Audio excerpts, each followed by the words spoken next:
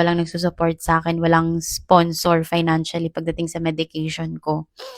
Lahat is nanggagaling sa pinagpaguran ko and pinagtrabahuan ko. Basahin natin tong comment mga sis kasi medyo na-touch and na-move yung heart ko. Sabi niya dito, ang ibig po siguro sabihin ni ma'am is meron po kayo kakayanan sa pagpapagamot. Hindi po kasi lahat ay katulad ng sitwasyon nyo.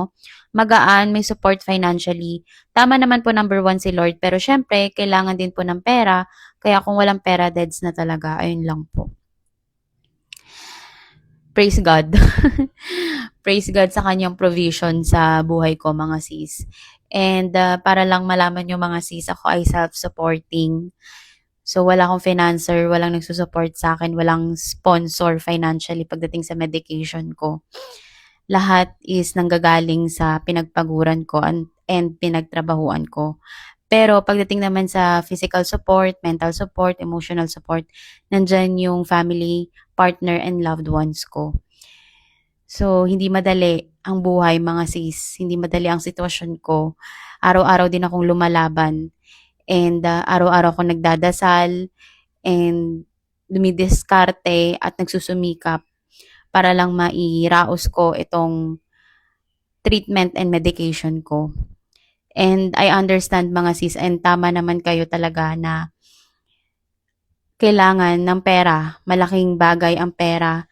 Lalo na sa sakit na to kasi bawat galaw mo dito may bayad. Kung gusto mo ng mapabilis, 'di ba kailangan mong magbayad. Kaya nga ako mga sis, sa totoo lang, hindi ako tumitigil sa pag-iisip ng pwede pang pagkakitaan kasi gusto ko pang mabuhay mga sis. Gusto ko pang humaba yung buhay ko kasi bata pa lang ako eh. I mean, bata pa ako. 31 years old pa lang ako ngayon. So, marami pa akong pangarap na gustong abutin. Kaya ginagawa ko lahat ng kaya ko para ma-extend pa yung life ko. Pero ang final decision naman mga sis is na kay Lord pa din. So, ang bottom line dito mga sis is always pray na lang talaga. Kasi kahit anong sitwasyon natin sa buhay, si Lord pa rin ang may final decision kung hanggang saan lang tayo. And nakakaawa yung sitwasyon sa totoo lang ng mga elders, seniors na may sakit tapos wala silang pampagamot na. Pero yung iba, nagtsatsaga sa public hospital, yun nga lang, medyo mabagal yung process. Pero at least, kahit mapaano umuusad. And sana, dun sa mga caregivers, yung nag-aalaga sa mga patient, sana mas masabaan nyo pa yung pasensya nyo. Kasi, iisa lang ang buhay natin, life can never be reversed. Once na kinuha na yan, kahit anong iyak natin, wala na, hindi na maibabalik. So, ngayon, patuloy pa rin ako lumalaban mga sis.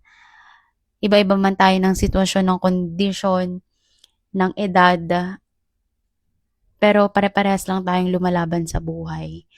So, sana, sa mga kapos talaga less fortunate na ka-warrior ko, sana bigyan kayo ni Lord ng provision and ng resources para may pagpatuloy niyo yung pagpapagamot niyo.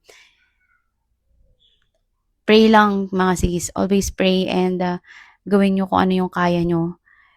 Basta at the end of the day, si Lord lang yung magdidesisyon kung hanggang kailan lang tayo.